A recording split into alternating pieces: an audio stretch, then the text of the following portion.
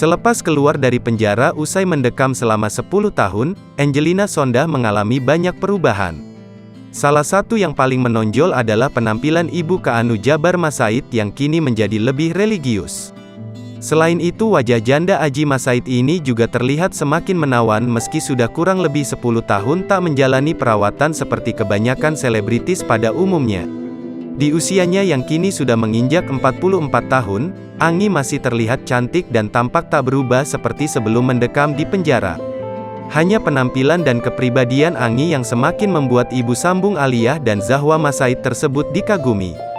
Bahkan dalam setiap kesempatan, Angi selalu tampak energik dan ceria seperti yang terlihat lewat unggahan video terbaru di akun Instagram pribadinya Selasa, tanggal 23 Agustus tahun 2022.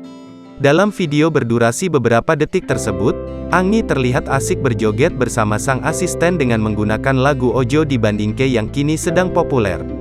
"Jangan bandingkan aku ya, mboten yo besti," tulis Angi.